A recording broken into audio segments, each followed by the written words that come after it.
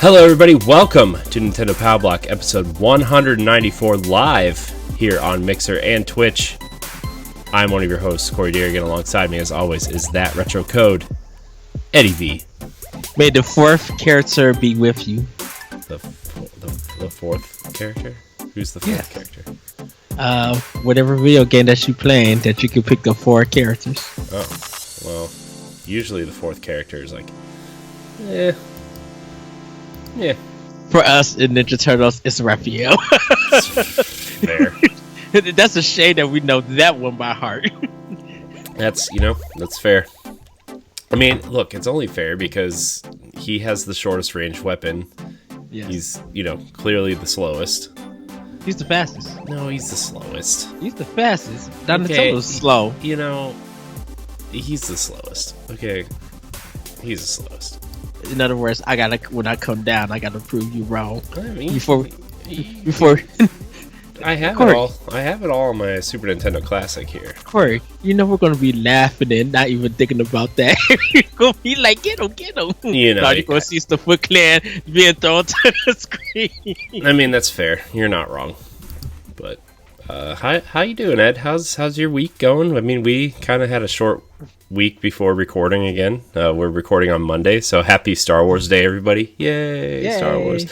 It's Monday, May 4th, as of this recording. How's your weekend heading into your 6-day work week? The weekend was a mess. I kind of been feeling mixed emotions. Of course, hyped about Power Block, just waiting for news to come in, seeing positivity for some things, and kind of a little bit heartbroken about our video game community. Not so much as Boss Rush, but congratulations to Naughty Dog. They Neil Druckmann came on and posted that The Last of Us 2 went golden. He was thanking the team and thanking even some of the fans who sit in love and support and stuff.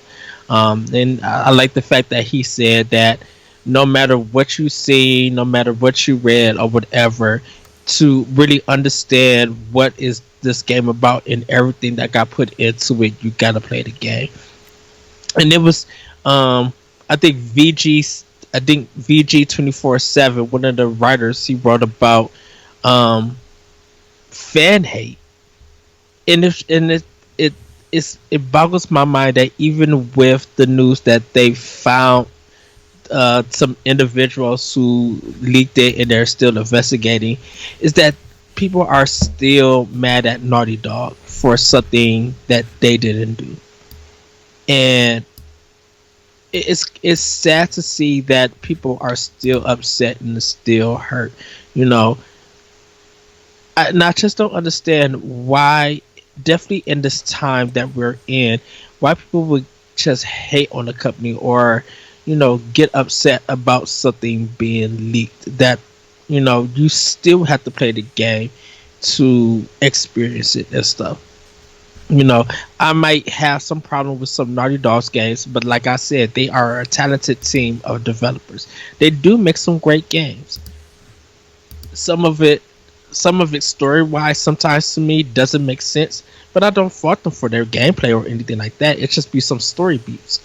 And it was just kind of heartbroken to still think that even after what happened, there are certain gamers in the community who are still upset and still angry at Naughty Dog, no matter what. And it's just like, we gotta be better than this. We can't be mad at them. We don't know if they were in crunch time. The game got delayed.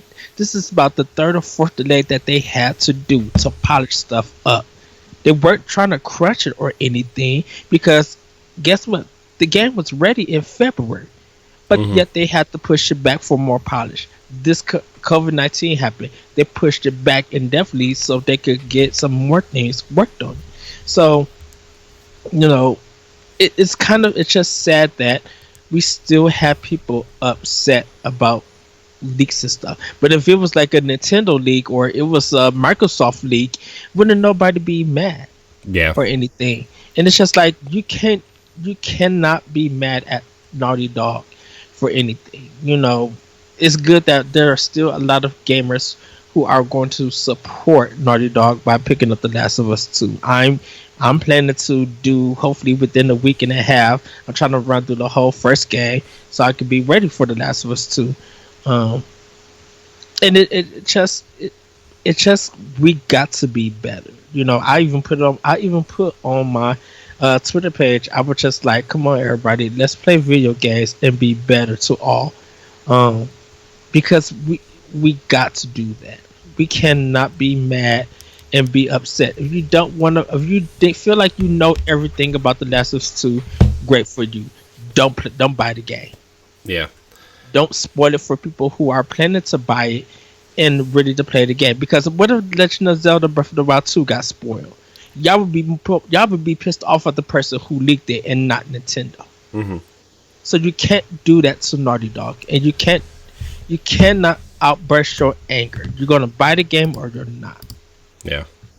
No, I hear exactly what you're saying. Jesse and I talked a lot about it on Boss Rush this week, where it just sucks for something that they've been working on for what 6 or 7 years at this point almost, Yeah. and for some you know idiot to just take old files and leak them out. I mean, granted, old files are old files, but that doesn't mean they haven't been working on it, and that some of that, if not all of it, is still in the game. And I haven't been looking for leaks or anything, right? Like, cause I'm Me not neither. like, even though I don't really care about the game, I do kind of plan on playing it eventually, and I don't want to be spoiled, right? Like, spoilers suck, Right. but at the same time, it's just kind of like, don't be a jerk, don't be that guy. And now, like, now that Sony has kind of found out who it is, and what they plan on doing to this person, like, this person is just not going to have whatever the rest of this person's life looks like is not going to be great. So, Right. you not only did harm to the game and the people who have worked on it for so long, and all the companies involved, but you are not in a position to do anything else the rest of your life. So Right. And like I said, yes, we are a Nintendo podcast, and regardless of what I say for my opinion about Nintendo, do my best to be fair to Microsoft and Sony because I respect them as companies and I respect the games and the hard work that go to them and buy them. I wouldn't have the opinions if I didn't go out and support them and buy their games. mm, Like I said, I got nothing against PlayStation now. I got nothing against Game Pass. When a game comes out, whether it's physical or digital, I put my full money in it because I believe in that game. I want to see what they have to offer, and I want to see what experience they're going to give me, whether it's good or bad. Because I know a lot of people came together and put hours and time and sacrifice a lot of the stuff that they normally would be doing to make this product for us as gaming communities. mhm. So I I I feel heartbroken because we need to be better. Now, hopefully, in time, people do become better than that. Mhm. But like I said, I'm excited to talk about Power Block. I'm excited to continue the game on my PlayStation and game on my Xbox. So, um, you know, for the Boss Rush community, you guys been great. I haven't heard or seen anything, any negative comments or any leaks or whatever. You guys literally been great. But if you guys are to have a PlayStation and still looking forward to Last of Us 2, I really do hope that you guys support it. Even if you're not going to get the game, the day of release, wish Naughty Dog congratulations on the release of their game. It's always good when sometimes a big game get released, and even if you're not buying it, let them know that hey, thank you guys for putting all the work in to release this game. Congratulations.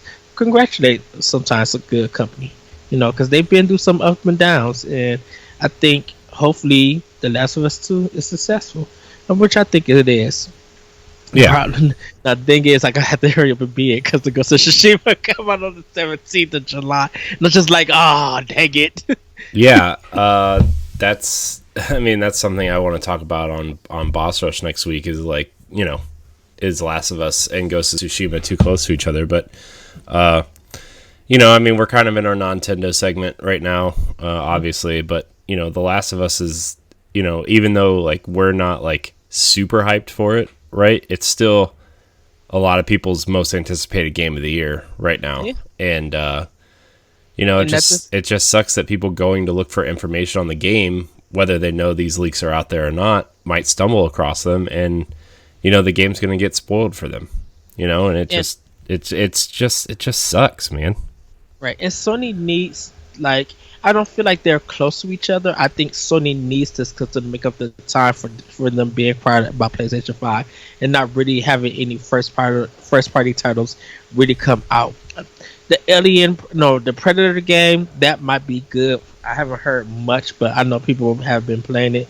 Um, but I mean, that's just me for right now, because right now, pretty like I said, pretty much right now, once again, half the year belongs to Nintendo.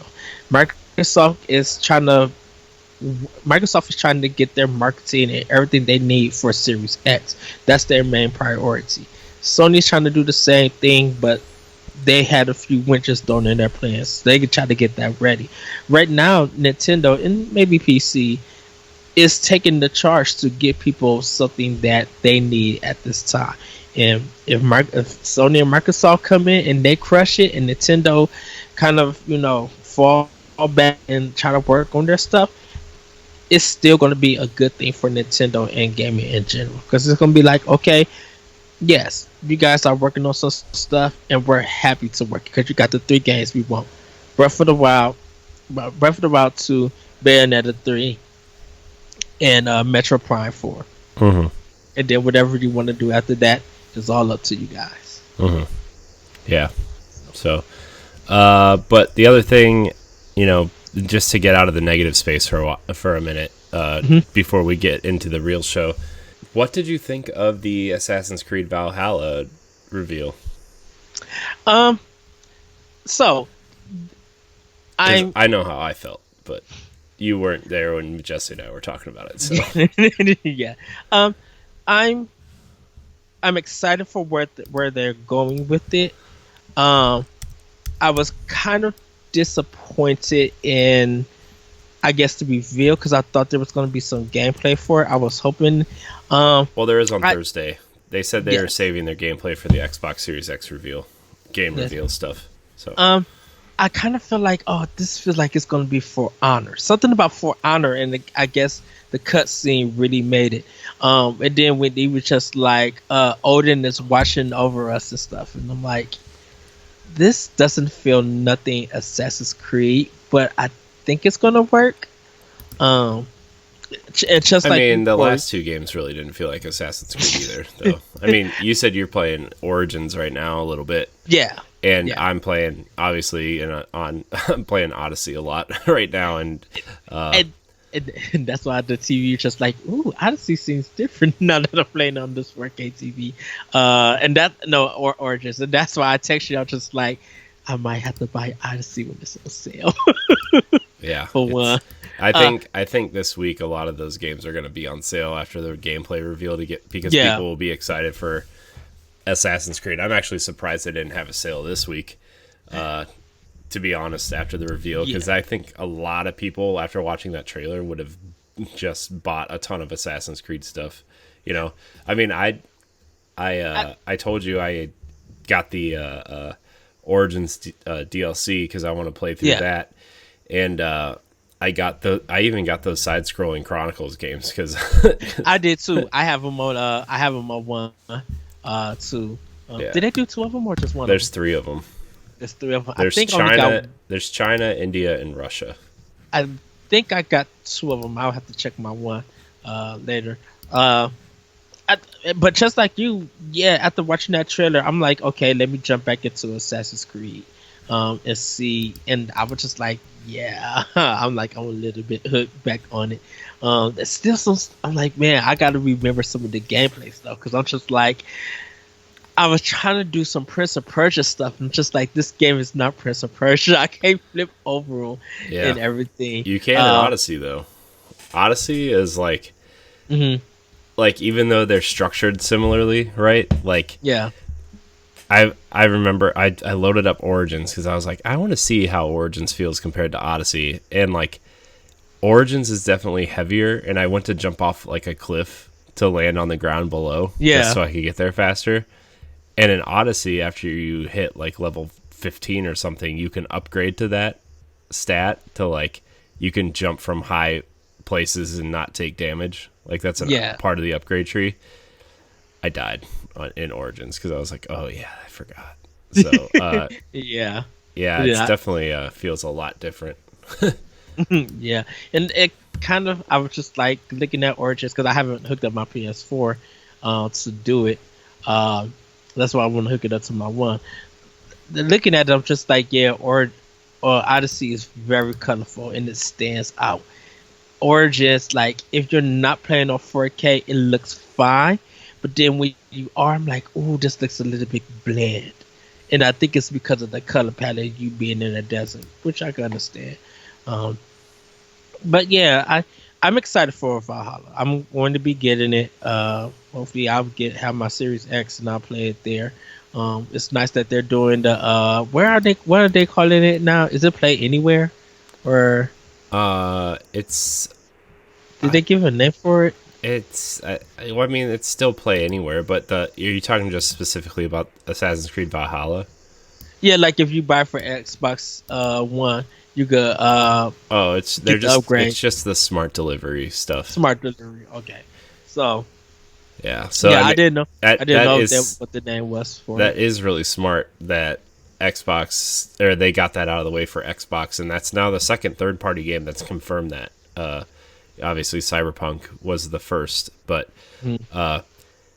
nothing confirmed for With PlayStation on that front. By the way, when that actually be well, second for third party, but I'm assuming that's the third game. Because I'm like, wouldn't that be the same thing for Gears 5? I'm talking about third party games. Oh, well, yeah, that's what I said. They Second. confirmed all first party games are going to be smart delivery. Okay. So So, okay. yeah, That's why I said like I was trying to say third, like in general, in total that we know of. But knowing that they'll do it for all of their games, okay, yeah, that I understand. But yeah, doing that for Ubisoft, it just makes sense. yeah, Because I think what you just pop in your Xbox One copy, and I guess it just updates. yeah. It's So, similar to what they're doing for backwards compatible stuff too. Is like mhm. if you know your game, they're gonna just have that software ready to go. So if you pop in whatever game you have, you're gonna get the best possible version of that game. Let's let's little technical difficulties. It's all right. You know what? It's all right. Ed'll be back on a normal computer momentarily, but until then, let's get into some of this housekeeping. This is Nintendo Power Block. Each and every week, Edward and I come to you live right here on Boss Rush Games Live on Twitch and Mixer to talk about the latest news, rumors, releases, and your questions. If you can't join us live, no big deal. You can head on over to youtube.com/BossRushGames and podcast services every Saturday morning. Remember to like, subscribe, share, rate, and review, and check out all of our content on BossRushGames.com. Ed, we have a giveaway. It's our second giveaway for episode 195, which is next week, leading up to our huge celebration of episode 200. The rules are simple. Email the show at nintendopowerblock@gmail.com with a screenshot of your podcast subscription and episode you're listening to. A screenshot of your rating and review of us on Apple Podcasts will grant you a second entry. Ed, remind everybody what they could be winning next week. You could be winning a hard case of The Legend of Zelda Breath of the Wild for your Nintendo Switch. You could win Overwatch for Nintendo Switch and a full year of Nintendo Online. Yeah. Yes. Nintendo Online and Overwatch. Incredible deal and a nice Zelda case. Yes. Ed, can I enter to win? Sure. Yes, you can. Nice. Just kidding, guys. I'm not really going to enter to win, but it would be. I've been playing around with the idea of Overwatch on Switch just to play something, Mhm. mindless. Well, not mindless. Mindless is the wrong word, but you know what I mean. Just kind of 1 or 2 matches and then go to bed. But I have so many other games on Switch right now that I could just do that anyway. So, but Ed, how's your technical side going? Should we keep going? Should we get through this first news story here? Let's take a break, and then we'll get into the news story. My Skype is up and about to come on, and I'm going to hop on. So right. We're going to take a quick break, but we'll be right back with the news right after this.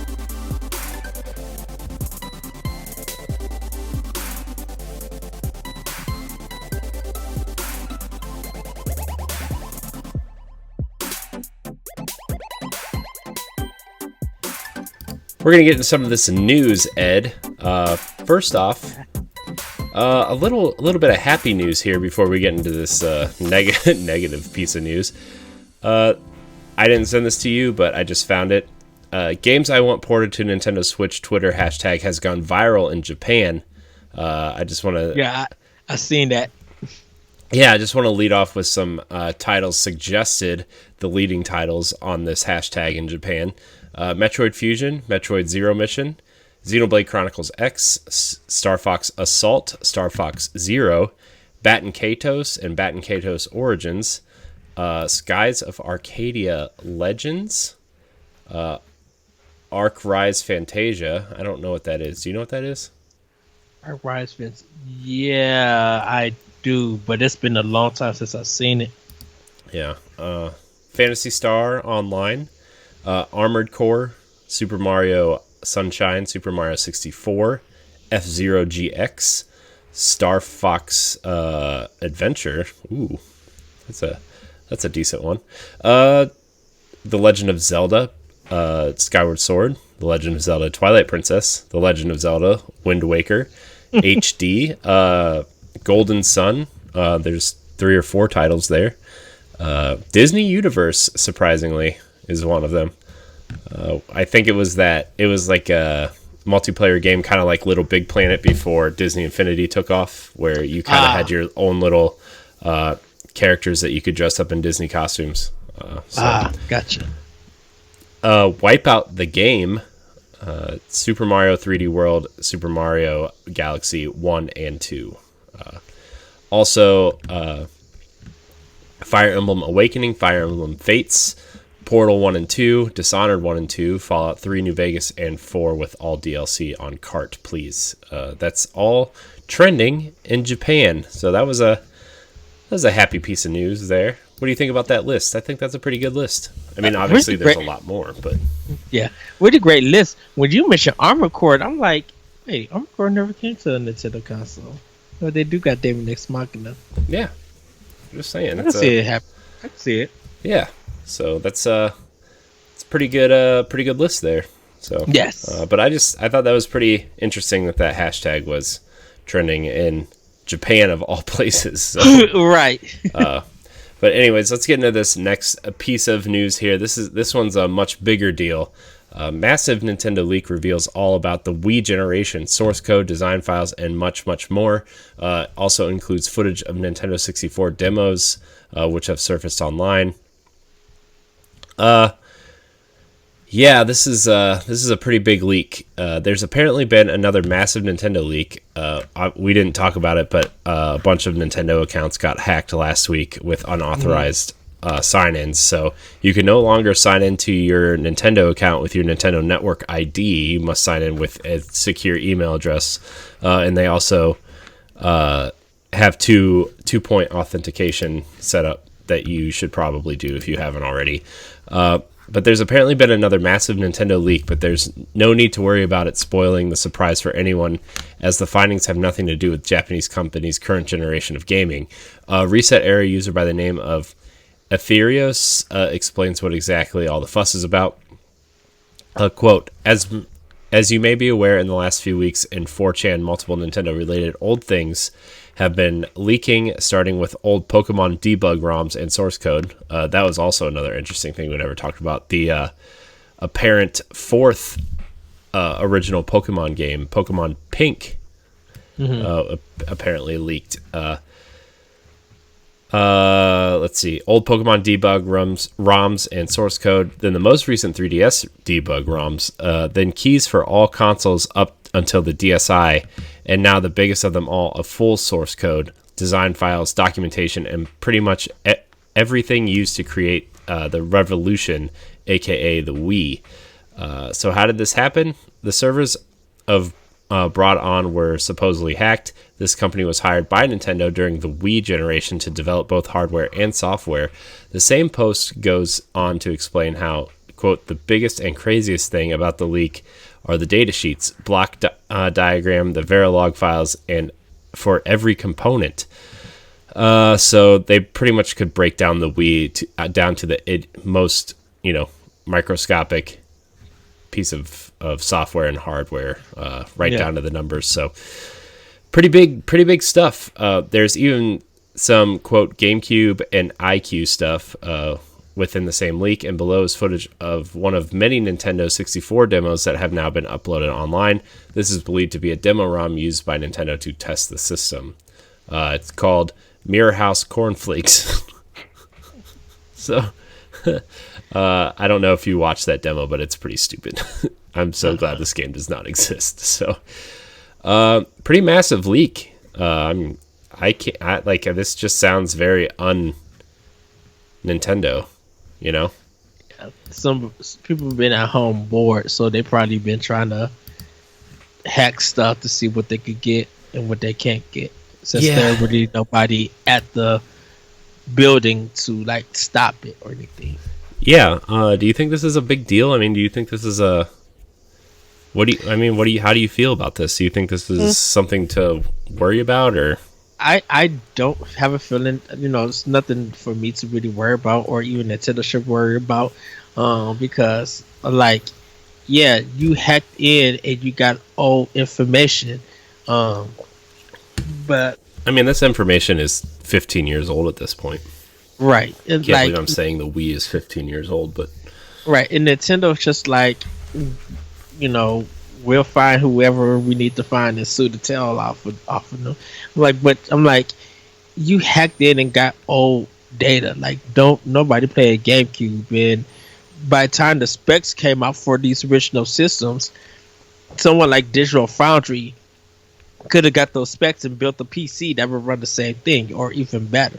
So it's just you hacked in, got some old stuff, and N64 demo, but I'm just a lot of people don't think about those systems anymore because of how Switch is doing. So I'm I think Nintendo's gonna be looking for who hacked them, and they're gonna go after that person, and that would be that. But I don't think Nintendo needs to worry about anything, because the people who tried to sue them, they lost. Nintendo won everything with that, so yeah. I think Panasonic, the Panasonic one, I think they lost, but I think that they got that one overturned. If not, then that would be the only one that they lost. But I think they got that one overturned though. Yeah. So it's not such a big deal. I mean, to me, this just is the next step of emulation and ROMs and stuff. I mean, that people are playing Nintendo 64 games and HD GameCube games on the Dolphin emulator, right? And right. I mean, this is the Wii is just a logical next step anyway. I mean, people have been trying to hack the Wii for years and try to get their source code online, and this is just somebody just did it. So right. I can understand it being beneficial to other countries outside America who if they're now just getting a Wii or trying to get something that's modern that they're now just selling it. I can understand that, but here in America, we pushed on from that. Yeah. So I mean, it is what it is, I guess. But right. I mean, if it gets worse, obviously we'll talk about it more. But we're gonna move on to our next story now, Ed. Since it's Star Wars week, or Star Wars Day if you're listening to this live, but it is Star Wars week, May the 4th, obviously, and Fortnite is at it again. bringing back lightsabers and the Star Wars skins for a limited time. Cool little thing, but as you know, as people know, Fortnite is still one of the biggest games in the world, and they are going to be a part of all pop culture things that are happening. So, I mean, Yeah. They have the Avengers stuff. They had some DC stuff recently with the Birds of Prey movie, and now Star Wars is back. I think the new movie was released on Disney Plus, so I think Sana and I are going to watch it this weekend. But yeah, you can, what? Sorry. Oh, I was thinking of Birds of Prey. I'm like, is that on DVD now, Blu-ray? I think so. I think they're releasing it early. It's at least on digital. I know that. Okay. So I was just like, I'm in at Target and I haven't seen this movie. I'm like, where's it at? yeah. So in case you need a refresher on this Star Wars event, you can get Rey, Kylo Ren, and Sith Trooper outfits. You can also find 4 different colored lightsabers on the field. So, green, red, blue, and purple. So, also, in terms of Star Wars releases, a lot of Star Wars games are on sale on the Switch eShop, including Jedi Academy, Jedi Knight 2, Jedi Outcast, and Star Wars Pinball. Next week, Star Wars Episode 1 Racer comes out. So, that's all your latest Star Wars news here and Fortnite news, all wrapped up in one top. Lego Star Wars The Skywalker Saga is coming to the Switch as well as the other platforms, and it seems to be pretty ambitious. They released some new art today, as well as confirming that you can play as over 500 characters, and they are redoing a lot of the assets and a lot of the original games that came out. They're really rebuilding them from the ground up and actually expanding on them. So I think this is going to be a pretty big game for them. I'm actually kind of excited for this one. I'm not really huge on the Lego games. There's a few that I've gotten into. I really enjoy the Pirates game, the Pirates of the Caribbean one, and I really enjoyed the Indiana Jones ones for sure. But I mean, it's just one of those things that's hit or miss, Like I didn't really care for the Marvel ones, but I'm also not a big Marvel guy, right? So yeah, it's one of those things. It's kind of like the Telltale games, right? Like you play the ones that you're interested in, and you kind of skip the ones that you don't care for. So are you going to pick up this one? Are you? I get lost in the Lego games because I'm like, what am I really doing? Like, what is my goal or mission? I'll check everywhere to get all the Lego pieces and stuff, and it'd be like, you are only at 92%. I'm like, what the heck? So this one I can skip. It's not. I don't own any of the Lego games or anything like that. I think the only one that I do own was the Lego City one that got ported from Wii U to Switch. Mm-hmm. I think that's the only one that I own. Other than that, nah, I could pass. No, I understand. I mean, the Lego games aren't for everybody, but they're obviously kind of aimed towards younger children. But still, something which is funny because people used to buy those games for the strategy guide, and I'm like, you need a strategy guide for this?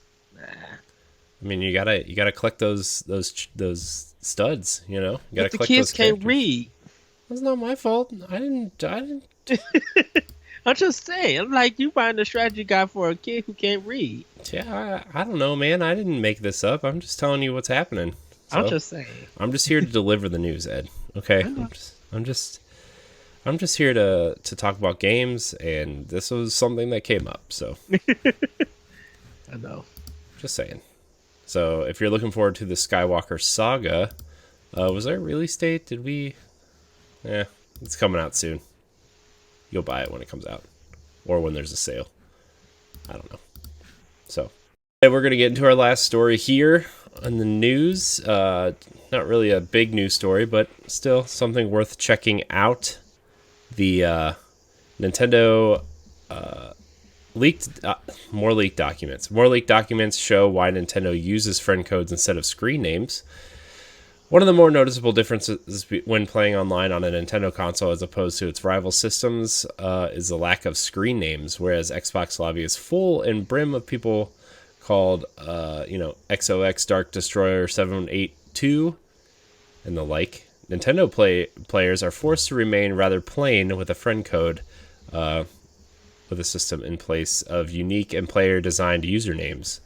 There are pros and cons of Nintendo's methods for sure, but to dig out the random 12-digit code every time a friend wants to add you gets a little tiresome, especially when you can simply search by your friends' names on the other consoles. So there's a big doc here that says the friend code. To realize this friend function, 12-digit friend codes are used.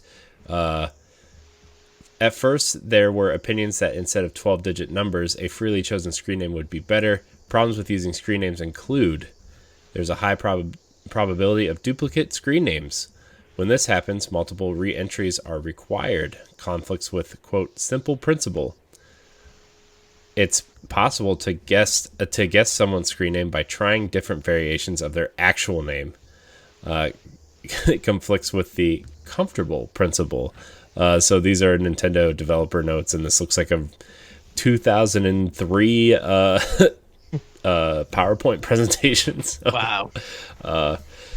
So essentially Nintendo wanted a simple and comfortable principle when putting these things on the Wii, and that's why we saw friend codes today.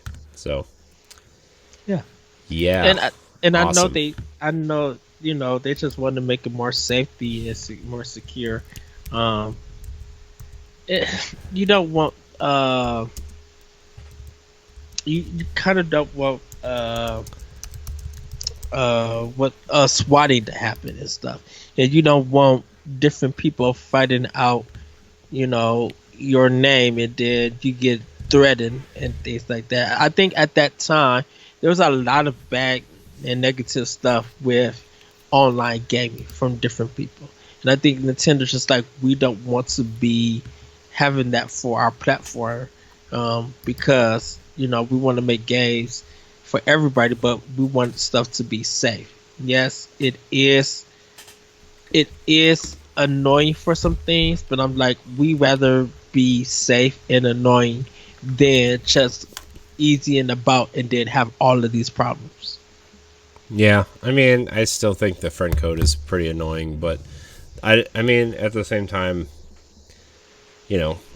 I guess if you really want to be friends bad enough with somebody, you're going to dig it out. But the thing that's most annoying to me is like how you just can't have like a party system and stuff. Like the friend code is like the least of my worries when it comes to Nintendo Online. So, well, Ed, that ends the news section. We're going to get into the eShop drop. As always, Ed, we're going to start with you. Yes. Well, we have Star Wars Episode 1 Racer coming out May 12th. Now, this is pod racing. The 90s classic Star Wars Episode 1 Racer is coming to Nintendo Switch and PlayStation 4, complete with modernized controls. Lucasfilm and developer Aspyr announced today, or that's the way that I'm reading, a beloved racing title based on the pod racing sequence from Star Wars. The Phantom Menace Star Wars Episode 1 Racer puts you behind the controls of your favorite pod racer as you speed through flaming methane lakes, Tusken Raider assaults, anti-gravity tunnels, and much more in a post-pounding do-or-die fight to the finish line. Super Mega Baseball 3 comes out May 13th. Run up the score in a relaxed slugfest or push the limits of your reflexes in this refined baseball simulator. The third entry in the series features an all-new franchise mode, major graphical enhancements, and on-field additions including pickoffs and situational player traits. Eon Furry is coming out May 14th. 3D Realms creators of Duke Nukem 3D, Prey, and Max Payne are excited to team up with Voidpoint to bring back the legendary build engine, famously known for classic first-person shooters like Duke Nukem 3D, Shadow Warrior, and Blood. Eon Furry is the real deal. Oh, well, you know it's not the real deal, that description. They said Duke Nukem 3D, I think, 3 times in one sentence. So, last on the eShop drop this coming week is Oddworld Munch's Odyssey, coming out May 14th. Player's Guide, Mudokan champion Abe and his aquatic Gabbit partner Munch, an Oddworld's third adventure, using special psychic powers, cool power-ups, and other special abilities to deliver payback as they reclaim the last Gambit eggs on Oddworld, which have been packaged in a can of Gabiar. But we're going to get into our question block. Remember, you can email the show at nintendopowblock@gmail.com for your question to be read on the air. Just like Matt Saigon? Hello, guys. I just found your show through my quarantine, and I'm really enjoying what you all are doing. Another great Nintendo show to keep in my rotation. My question is, how do you think Nintendo is going to approach Nintendo Directs for the remainder of the year? Thanks for the good stuff. I think the way that they've been doing it, I think we probably won't have a person like there to like visibly see and announce it. We might still get developers who might shoot something at their home or something like that, and then like send it to Nintendo for them to edit. They're probably still. I like how they was doing it, where it's the bar thing, like it was the list coming down, and they were showing what was next and stuff. I kind of like what they was doing with that. I think they're just going to be giving us announcement to announcement to announcement, and it's going to still be like be 25 to 30 minutes. So I don't think they're going to change anything. I think they're still going to run it out like it's just like a regular Nintendo Direct that we've been known for. That they've been known for. So, yeah. I mean, I think you're right. I think the Nintendo Direct minis are going to be more of a staple. Mm-hmm. Kind of getting between 20 and 30 minutes of information every couple months instead of a big drop. I know that there's a rumor going around.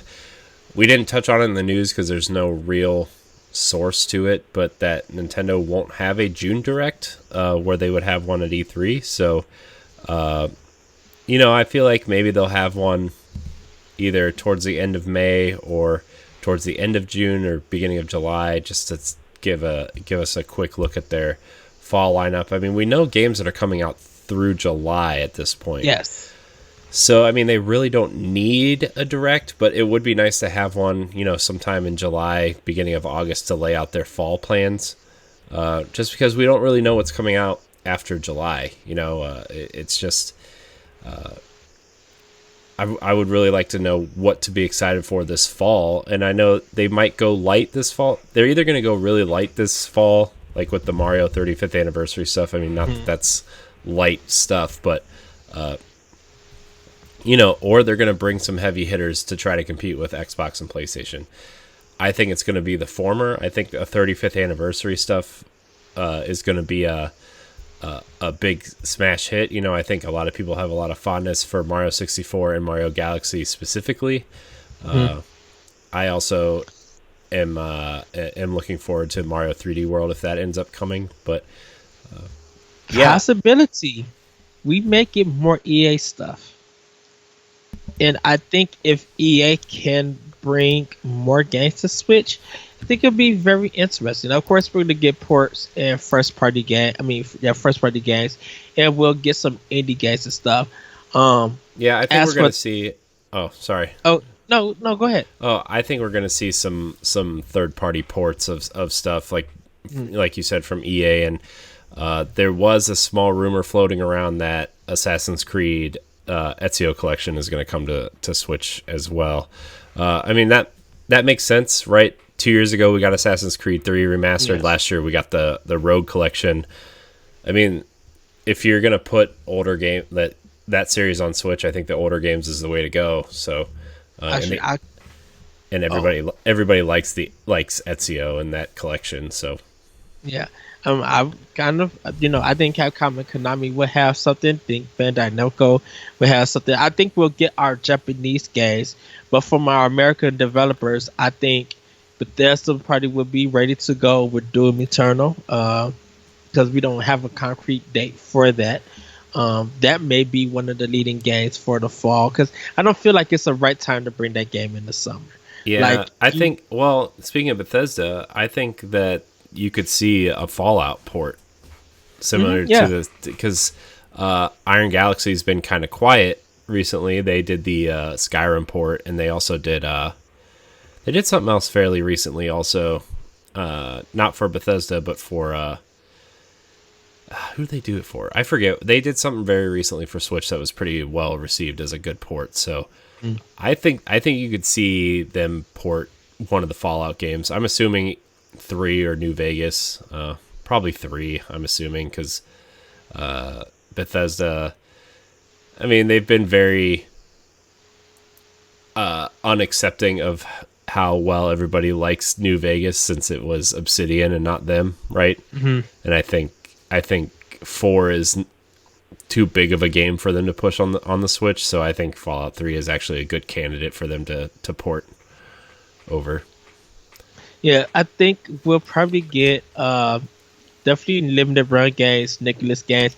I think we'll see some more arcade archives, but for games that we've never heard of.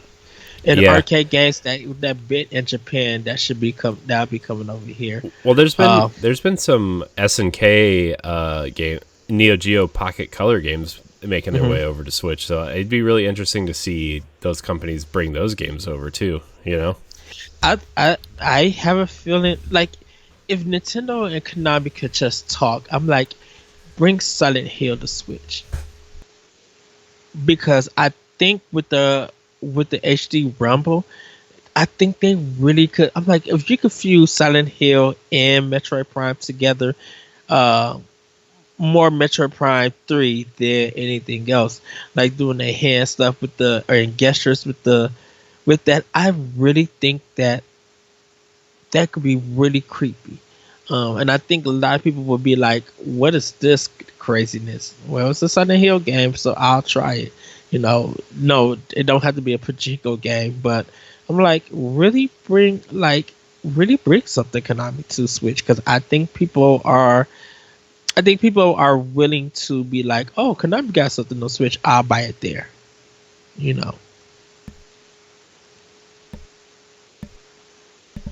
Sorry, my mic was muted. The cat decided to poop right now, so there's been a few rumored games out there, like obviously Atlas's a big library. They asked what games you wanted, and magically Catherine appeared on the Switch's catalog for this year. So but there's some bigger indie games that I think people want to see, like Outer Wilds was a pretty big hit on Xbox and PlayStation. Nier Automata has been rumored for a while. Persona, I know everybody wants Persona 5, right? Yeah. So, there's some pretty big Japanese games probably coming. I know Disco Elysium is going to be a pretty big game this year. Yeah, that's going to be big. And there's stuff from the PC E3 show that haven't appeared yet that people would love to see on Switch, or some of them that is coming out to come to Switch. I as crazy as it sounds, I would love to see Remnant from the Ashes on Switch. Mm-hmm. I would be buying it again. I think people would be like, "Oh, this is another Souls game," because it's not.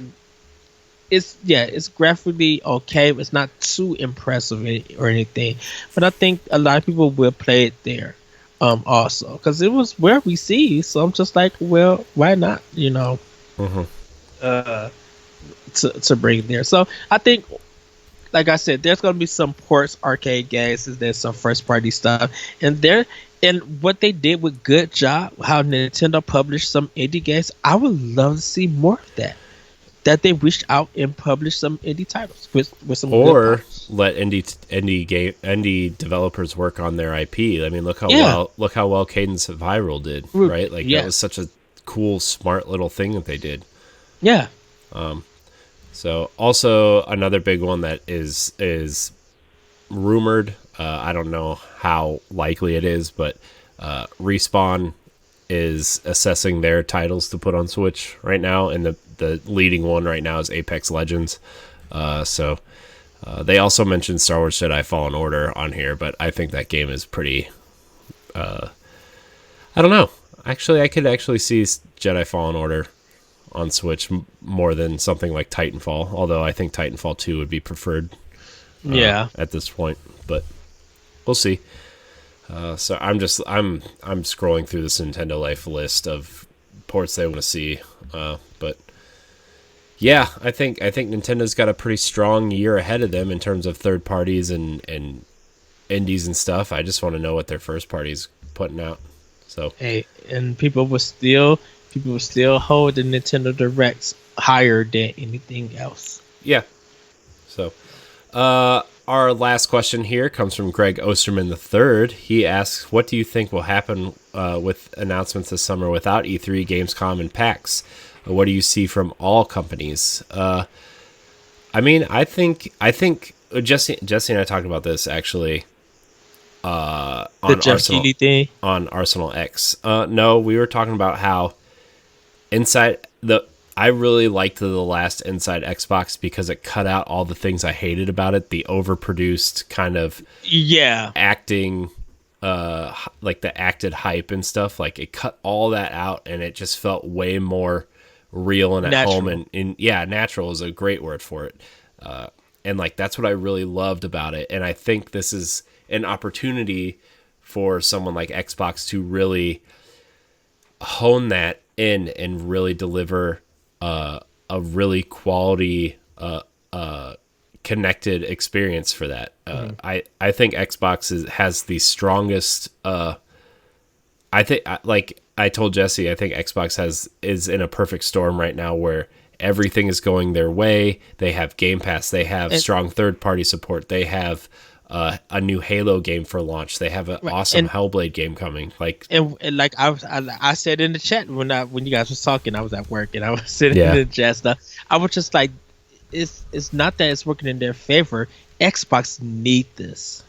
I mean, they need it because they need to stay present. They need to stay in the mind that, yes, we do have a system come out, but we want to make sure that our marketing stays up so you guys keep talking about us and being interested in what we have for you guys. Because the moment they stop marketing and they stop talking, it becomes worrisome. Everybody's gonna be like, well, what is Microsoft up to? I mean, they were talking in the beginning of the year and now they're not saying nothing. So Microsoft got to keep that rolling. I agree with you. They're doing a fantastic job. Definitely with Game Pass. We're talking about Series X. What they did with Digital Foundry was one of the smartest things they did this year, marketing wise, to get that system out, teaming up with them and noticing the work that they put in to be like, if we work with Digital Foundry to get our marketing stuff out, they would be better to explain it and people would tune in more to them than anything else. Because without a shadow of a doubt, every time you see a game come out for Nintendo or even a game come out, everybody's looking at Digital Foundry now. Like on how popular they have become. So it was smart for Microsoft to do that. And so hopefully Sony does the same thing. Get to Digital Foundry and get to talking and stuff. Like I think Microsoft, I think for Nintendo right now, and with no E3, no PAX, none of that. When PAX was happening, the last time they had PAX, and everybody was just hoping that we get news out. Nobody was talking about any video game news out of PAX. We had nothing. So Nintendo's Direct is our E3, like I said, every year. Inside Xbox is going to be what Microsoft needs, and definitely with their like the weekly roundup thing that they be doing almost every Friday or something now on Xbox. That would keep us informed on stuff that's coming. Hopefully, like once State of Play really gets to rolling for Sony, they could roll that out more frequently. And we could get information right there. Just because we don't have the conventions doesn't mean that we're going to stop getting announcements and getting trailers and stuff. It's just the way and how they're going to roll out. We all see like a rumor or a leak because a certain game might appear on a store's list in a different country. Yeah. So we get some kind of hype about that to be like, what are you guys hitting at? If this is true, that hypeness and stuff, or I would say that rumor will turn into a prediction. So that's replacing our E3 predictions if it happens. And we all, like I said earlier, like we all tune into a Nintendo Direct to see what are they going to announce. And if they announce something that is really unexpected, that's our E3. That's kind of what we love about E3. We love to be surprised and be like, whoa, what the heck? Like, still blown that Microsoft owns Ninja Theory. Yep. That was way out of the blue. Yeah. No one would have predicted that. It's stuff like that. Us seeing the Breath of the Wild 2 trailer, seeing Control at PlayStation's when they had it, to be like, what the world is this? This is Remedy? Like stuff like that is what we're going to be looking for, and we kind of don't need different conventions to relay that message. It would be good if getting that information from Germany, which is Gamescom, Tokyo Game Show, which is definitely in Japan, because they showing stuff that we don't know about, and definitely E3, where it is pretty much for us content creators to speculate and watch it together and make it feel like it's a community thing. We may not actually be at the show, but we are watching it live with everybody else and having that same reaction or different reactions. Yeah. So, I mean, yeah. I totally hear. Sorry. I can't agree more with what you're saying. By the way, kind of not really breaking news, but EA announced about an hour ago that they are going to do EA Play Live 2020 Digital Showcase on June 11th. So we'll have that to look forward to, and that's from Nintendo Enthusiast has tweeted that out. So that's maybe we'll see some Nintendo games from them, and that's what makes it exciting. Is like, yeah, the Switch is getting great third-party support, but the support that they're getting, like, you can always be surprised what you're going to get from third-party support, right? Like, yes. I mean, we got Doom 1, 2, and 3 this year. And Doom 64. Yeah, and Doom 64. I mean, that's... Who would have ever thought that those games would be coming to Switch, right? Like, we got Bulletstorm of all games, which I got on Switch for $23.99, by the way, on sale. Shoot. Like I said, go check our reactions for Doom and Wolfenstein 2, where we were just like, wait, what? Yeah. And, I mean, there's going to be a lot, and there's going to be a lot of surprises. Like, there's going to be games you would have never thought of in a million years come to Switch, right? Yes. And then there's going to be, like, the most obvious ones. So, I don't know. I feel like this year is going to be a great year, and I can't wait to see what Switch is going to have for us. So, right. And the last thing I say is because next year when things get back to normal or we get our conventions and stuff back, I think we're going to be excited to have E3 come back. Yeah. Yeah. I mean, I'm excited. I hope that we don't have another round of this coronavirus next year. I hope, everybody who's working hard trying to find something to fix this is close. So yeah, but we will see. But this summer's going to be really different. Ed and I are still gonna do some watch-alongs and hang out and talk about what they're announcing and everything. So whether Nintendo has a direct in May, June, July, or August, obviously we're gonna watch them all. So, but that's gonna do it. That's gonna be our episode of Nintendo Power Block. Kind of a short show for us this week, but nonetheless a good one. So thank you to everybody who joined us live. If you are watching live, stay tuned. We're going to stream some indie games for our Indie Masterclass show coming in June, so you can get a sneak peek of those if you want to continue to stick around. But if you are listening on podcast services, thank you for listening. Thank you for watching on YouTube. Remember to like, subscribe, rate, review, share with your friends. It's It's always a good time. You can join us on Mixer and Twitch live every week at Boss Rush Games Live. You can also watch us live on our website at bossrushgames.com/subscribe, where you can also follow us on social media, download us from your favorite podcast service, stream us from Spotify or YouTube, all that good stuff. So, Ed, where can we find you? You guys can find me on Twitter at ThatRetroCode, and you can check out Optional Opinion on SoundCloud and other podcast apps. Also, guys, check out the Boss Rush Games community page. We have placed our bookmarks for the book club for this month. And I also have a video up that you guys can check on Boss Rush Games on our YouTube channel. I do a playthrough of the intro, so you guys can check that out. It's about 58 minutes, so hopefully you guys watch it, it interests you, and you join us to play Control for this month. Yeah. You can find me at IamCorianHD on Twitter and CorianHD on Mixer. You can also find us both on the Boss Rush podcast and download our Xbox show, Arsenal X.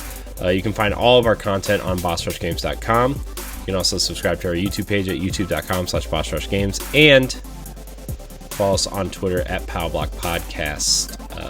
And I keep forgetting that exists, so keep going over there and check out what's new.